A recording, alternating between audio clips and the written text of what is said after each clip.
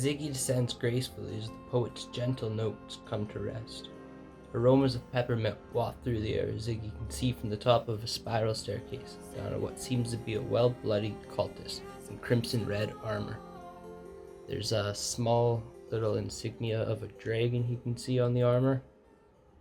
And Ziggy immediately calls, "Hey, get back here! Where am I?" trying to intimidate this cultist. The cultist, clearly on the edge of death as a result of plummeting carcass of the stone gargoyle plummeting down on him, is able to make a quick disengage and bolts through the dimly lit green flame of the gothic style candelabras and chandeliers of this interesting place Ziggy has landed in. So Ziggy makes his way to the closest door. From the bottom of the stairs north, you can see he notices there's like really nicely kept hardwood flooring, and the door, it opens pretty smooth. It's not locked, there's no creak or anything, and upon entering he closes the door and takes notice of a map. There's elven titling. It says Storm Tower's Secluded Cove Observatory. On the map is the layout of the main floor, and as well as some notes in the ledger. The notes were written in common, very messy cat scratch writing. Black chest in southwest wing. Escape through bathroom. Avoid circular crossbow in main study. So Ziggy's keen senses kick in, and he notices if he holds the map up to a light source, there's open windows around him. There's a faint note in Elvish after the map's name. It says, "Holders of Noble Tablature," as well as what looks like 2 bars of a 12-bar musical phrase. But other notes aren't recorded, so he just rolls up the map and he puts it in his arrow quiver. So with haste, he makes his way through what can only be called a reception area. It's lined with 2 large red L-shaped couches and massive stained glass windows looking out over a coastline. And on the coastline it appears to be a sunken ship, and there's a large natural arch, half in the ocean, and the water's very clear blue aquamarine water, almost tropical but not quite. And the beach itself looks completely untouched. This is the eastward facing area. Yeah, like I said, this beach looks pretty well inaccessible by anybody. I doubt anybody really knows about it. So in the center of this wall with all the stained glass, there's a large red door, and it's pretty clear to see that this door hasn't been opened in a very long time. It's pretty unclear to Ziggy where the door would even open to, with an apparent massive cliff on the other side leading down to the secluded cove. So Ziggy just heads south to the other room, the southeastern room in this building. He feels quite invigorated by this place. There's like a bit of a dominion he feels. He feels quite at home, and there's like kind of a stillness, a regality to the halls and just the aura of the place. Expecting the door to open as easily and unobtrused as the one to the north, Ziggy with confidence just opens the door, and immediately there's a female cultist with the same crimson armor and dragon insignia as the one that scurried off earlier, and definitely caught her by surprise, and Ziggy has the jump on her as a result of this. So with the boat in hand, Ziggy takes a swing at her and does 1d6 damage plus 3 blunt straight to the dome. She immediately reacts, tries to swing her ritual katana, but she's dazed by the surprise blow to the head and misses, slashing at the air in front of Ziggy. Ziggy attempts to take another swing at her, kind of surprised that the first one didn't knock her out cold. But she anticipates it and takes one step back and strikes at him again with the ritual katana, hitting Ziggy across the chest. Just barely rolling 11 plus 3 to match Ziggy's armor class. It's at this moment he makes a mental note, get better armor. She gets 1d4 plus 1 for damage, and Ziggy's kind of a bit panicked at this point. You know, this is all newish combat. We haven't really been We haven't really experienced this world yet, so he takes a third swing at her, and she kind of just smiles and dodges it. And she swings again. It's almost like a dance, but she didn't have a lot of power in her swing. She just hits for 1, plus the 1 of her katana, so she does 2 damage. Ziggy at this point, he's like, you know what, I'm just gonna back off. So he takes his disengage and gets to the other side of the table, saying in common to her, "You surprised me, I didn't mean to crack you over the head so hard." I'm not sure what this place is, so this is gonna be a persuasion roll, and easily successful. Cultist is 1 clean hit from basically being killed, so she agrees through body language by sheathing her katana and moving towards a stack of parchment. The chest is the same color as the one Ziggy opened upstairs. The chest seemed immovable, like it was locked into space, kind of like the one in the Noble Tower. In broken common, she says, "You know exactly where you are, Bard. The college doesn't send just anyone that isn't initiated. Besides, many adventurers know the lore of these chests in this place. Don't be so arrogant to think that you'd be able to unlock the chest of the gods." While she's talking, Ziggy starts to strum the poet, and this is healing word, so I'm going to recover 2 d4s plus my spell modifier. I get 6 HP, and then whatever the spell modifier is, I think I know what that is. I don't know if I know what that is yet, we'll check, but yeah, so I get a pretty good heal there. And she basically darts off, kind of just taking a moment to look back at Ziggy and the poet as if she had insight. But she's also kind of taken aback, so Ziggy kind of charmed her. She disengages, runs off. So Ziggy walks over to the chest calmly and removes the key he retrieved from the case that held the divination cards of bardic nobility, and it was warm to the touch when he held it. And there was also kind of like a tone he heard in his head. It seemed to be coming from the chest, but it was all just insight and internal. So he inserts the key and opens the chest. The tone stops, and the intrinsic key to the key kind of just totally dissipates. So in the chest was a small rolled up segment of map with a gold ring enclosing it as a cylinder. Ziggy takes up the segment and looks at it through the light of the window. It was obvious to him that there'd be notation to gaze upon. He makes a note of the 2 bars of that melody, slips the ring on his left middle finger. The ring is 1 solid crafted piece of gold with a large black stone flush within the surface of the gold. On each side of the ring are 3 circles intertwined. There's also 9 crescent-shaped pieces of silver in a royal purple pouch. It seemed to be pulled like a magnet to the strings of the lute and struck the strings. The ring on the hand seemed to send a bolt of energy through his body. It like connects a musical circuit through the moon pick and the fretting fingers. Ziggy and the poet. Ziggy kind of just thinks to himself, he's like, that's groovy. no big deal. He notices when he moves his hand from the pick, it stays in a locked position near the strings, kind of like quantum locking. It's cool shit, right? Rad, Ziggy thinks to himself once more. He makes his way to the room, making sure to close the chest, and he can hear it lock. The small key in his Mickey pocket, warm once more, but it dissipates as he leaves the room and shuts the door. Like a beam of moonlight, Ziggy makes his way back to the bottom of the courtyard stairs, taking in a better look at the main study of this magnificent property.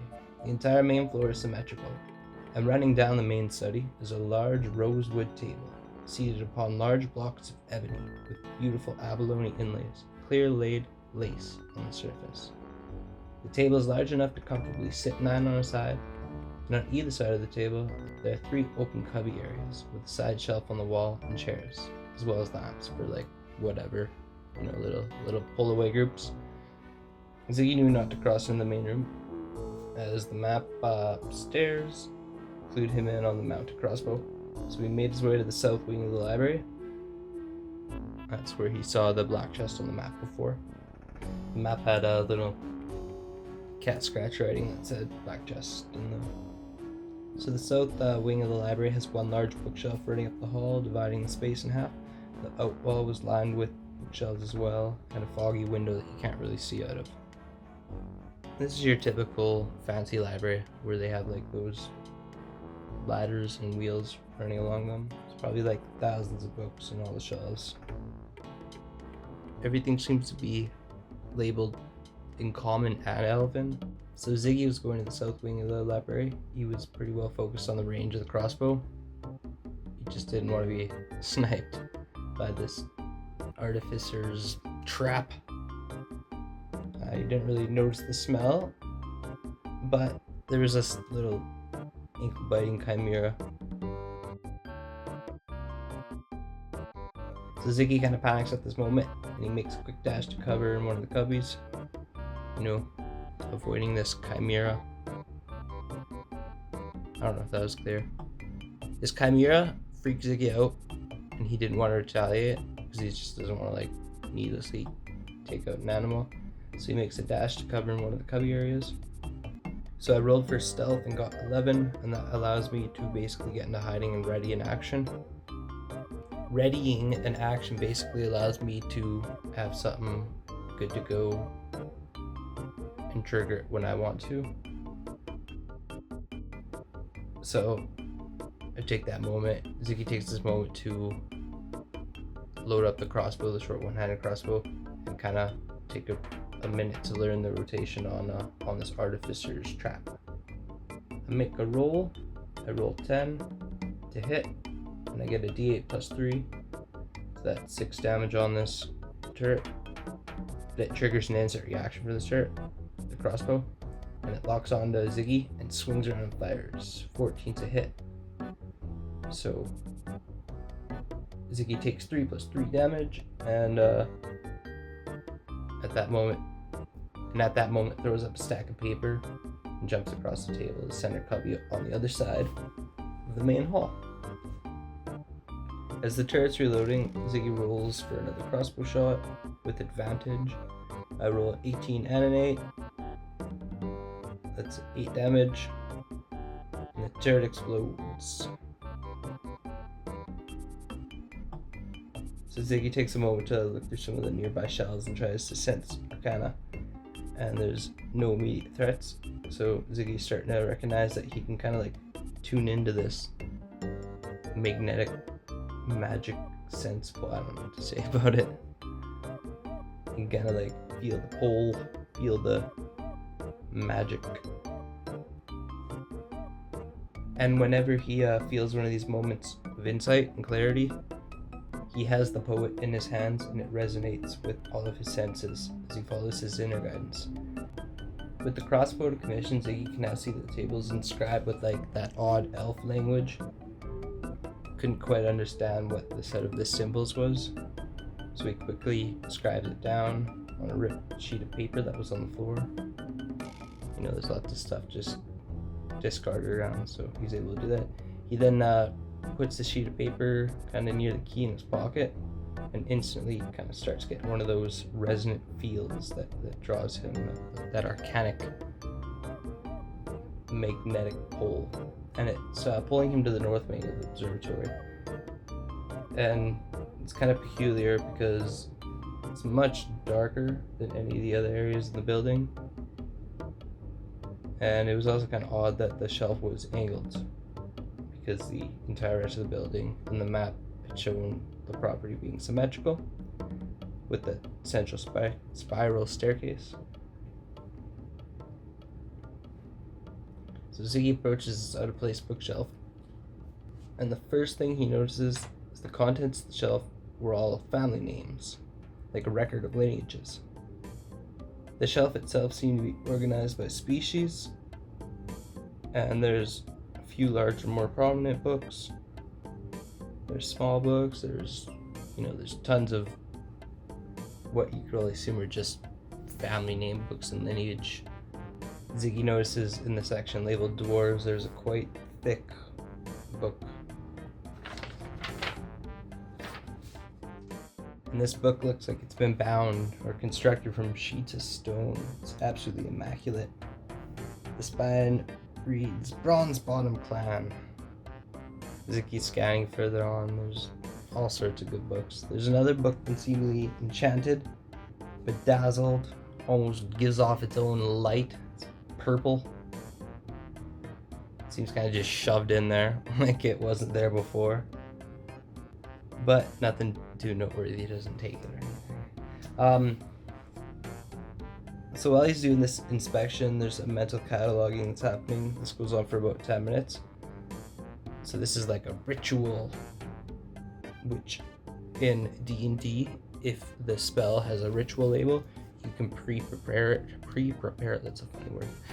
You can kind of like preload it by spending an extra 10 minutes in game, and then if you do that, then you don't need to burn the spell slot. So this inspection of the bookcase, I'm treating as a ritual spell cast to detect magic. So he's just strumming on the boat, and he looks over to the elf section and notices some of the symbols are starting to poke out a little bit more to him, and a couple of little books start to vibrate and shake, and then suddenly one shoots through the back of the shelf, disappearing. And the shelf slowly hinges out, exposing a little bit of an area of the library that, it was implied by the map and the symmetry of the building, but whoever designed this building was pretty tasteful in disguising this. I mean, who really goes to the family section, the lineage section of the library? Ziggy enters the row of books, and the case seals behind him. I don't think I did that in the miniature, sorry about that. But theater of the mind, the case is definitely shut behind him, and he's safe in there, in that little section. Now, this area of the library is immaculate. It's like just beautiful. It has a better northern view of the coast. So from this vantage point of the coastline, you can basically tell that the property is pretty secluded, very hard to approach. There's multiple shipwrecks you can see, not just the one that you saw from the other windows. He's still strumming the poet, and that arcanic ritual detection is still going on. And where the sun shines through the window of this part of the library, it shines upon a section that says Noble Lineage of the Bardic Colleges. The shelf was separated by sections, but it was unclear to Ziggy what it really meant. There was like 3 vertical sections, or maybe 6, he couldn't really tell. The top center section, however, though, where the window prominently shines upon, it simply is titled, in Elvish of course, Elven, The Bards. Bards being in quotations. There were 9 colored spheres on the shelf of various colors, and a place for what would only ever fit a lute. It was a guitar stand. But no lute was present. Behind the lute was a completed notation of the 12 bar inscription, so you can see all the phrases of the notes that he's seen kind of mixed out throughout the observatory. So Ziggy writes them down, but the phrasing didn't really make sense to Ziggy, and he couldn't quite feel the resonant pull that he did from the other tablatures. But he's still new to this. It's all new to all of us. So at this moment, I'm gonna mechanically take a trance. I'm gonna go for a long rest. Restore the rest of my health that I didn't restore from that meeting with the cultist, and restore the spell slots, all that. But it takes 4 hours. So upon waking, Ziggy climbs to get a better look at these orbs in this shelf and the loot that's on display. There's a small note written in common. However, the handwriting was not the same as that cat scratch he saw upstairs. He could deduce that. It simply says, "We have acquired this family heirloom and have stored it for safekeeping," and then in parentheses, "and value appreciation." dash, or like sincerely, but it doesn't say sincerely. Clearly whoever wrote this note was keen on efficiency of language. It just says OD, and then there's like a little extra PS, but it doesn't say PS. It just says, oh yeah, beware the black chest, look for the red one.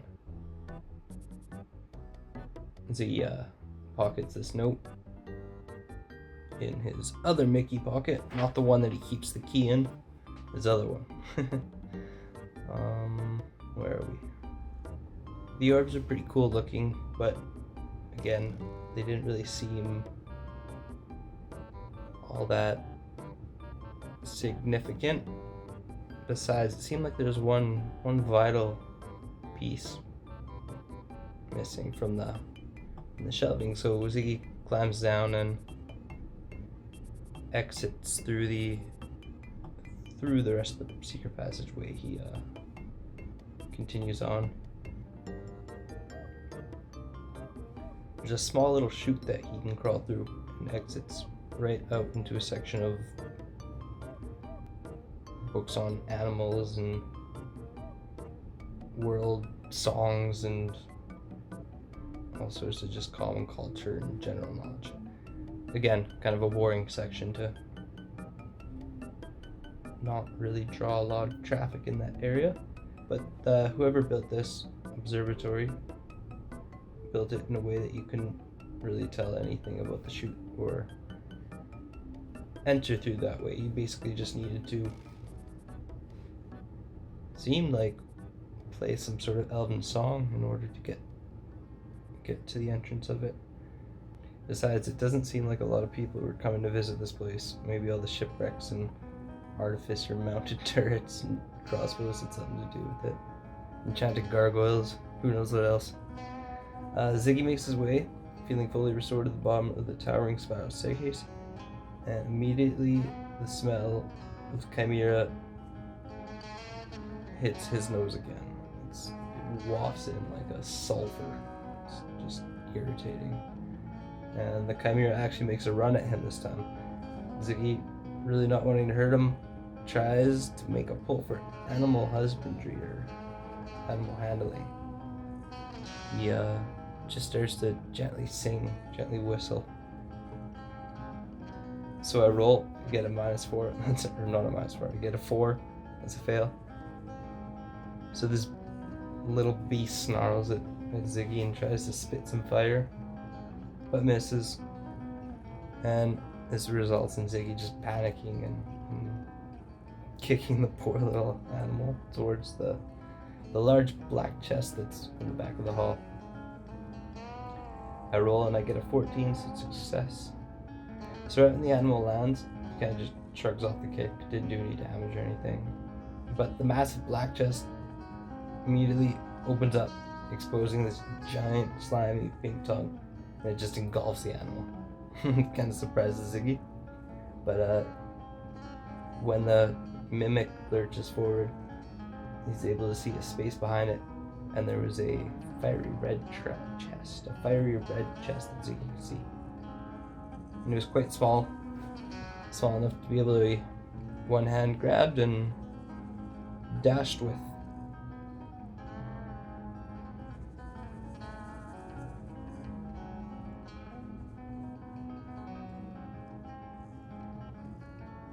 Behind the mimic in the red chest, there was an exposed broken wall leading into a pitch dark room. Makes his way into it. So with Ziggy's dark vision, he can see this is just like a bathroom. There's checkerboard flooring and toilets and stuff, but it's pretty broken. And like I said, there was like a smashed in hole in the wall, kind of by the mimic. So it kind of seemed to Ziggy like somebody came in here, built a mounted turret, put a mimic in, and was maybe like stashing this chest as like a stash chest to somebody's. But that's just Ziggy thinking to himself. Has no idea if that's true or not. Not wanting to be anywhere near the mimic, Ziggy removes the barricading off this door.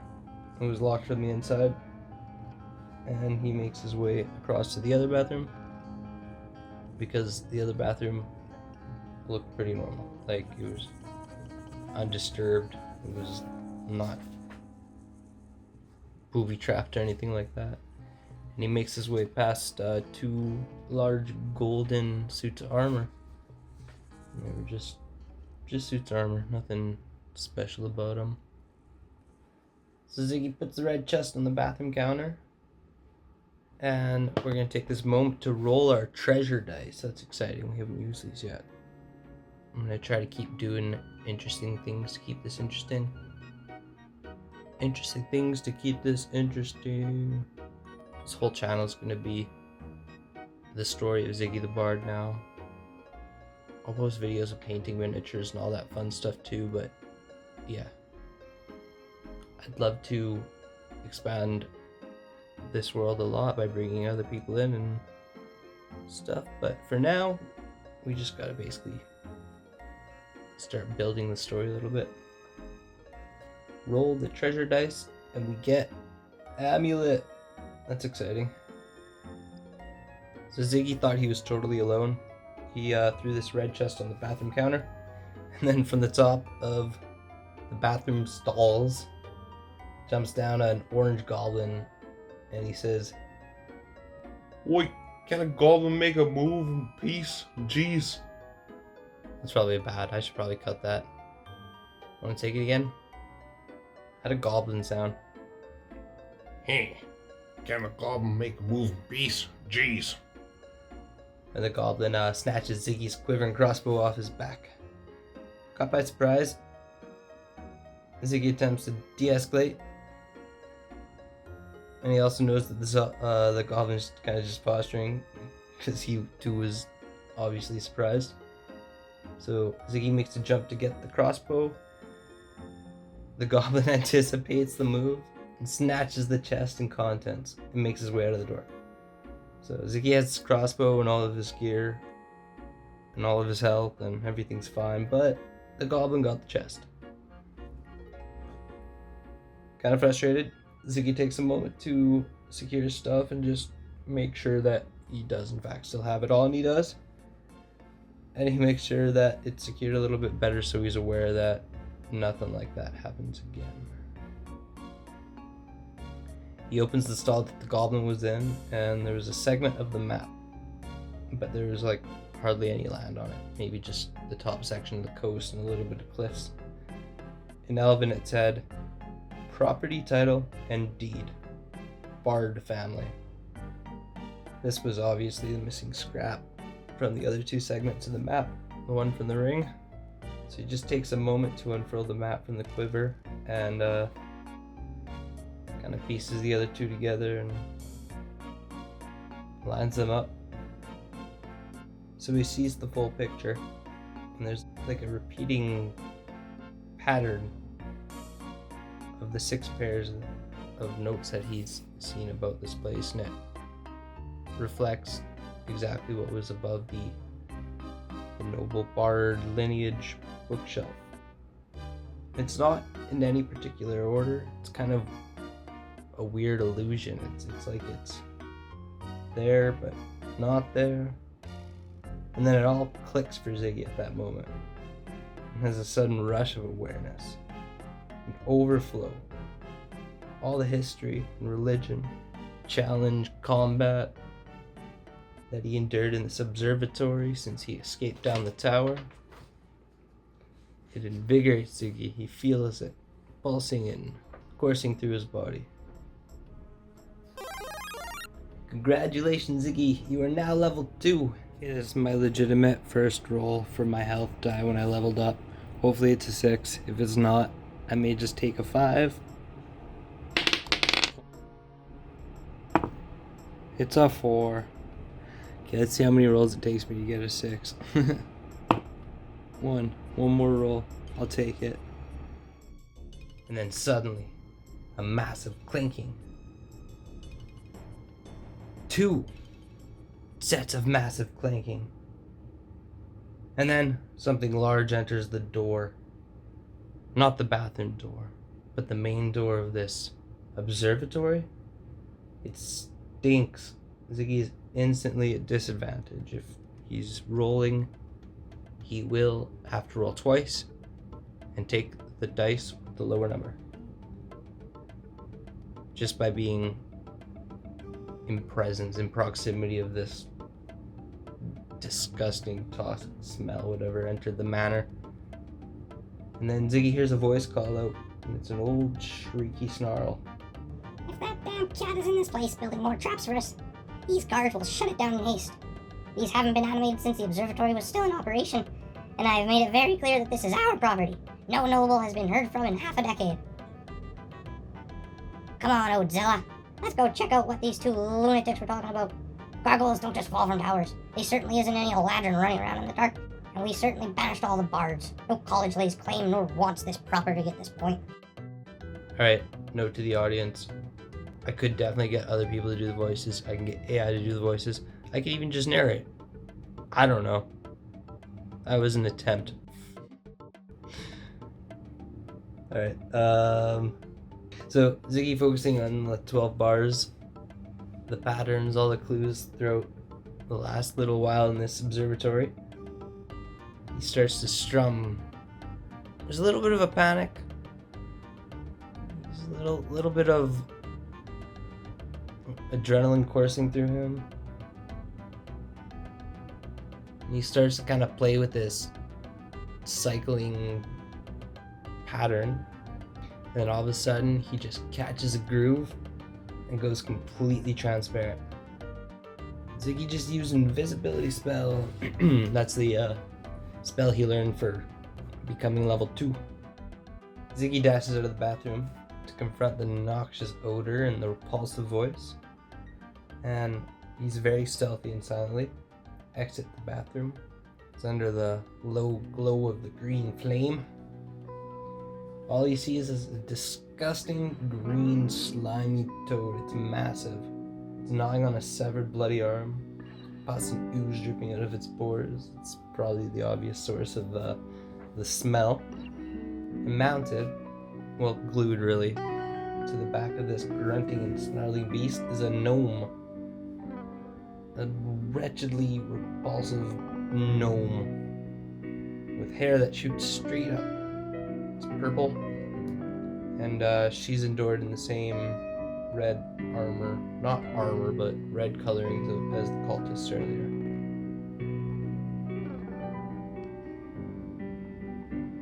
She's kind of peering into the room, looking, searching.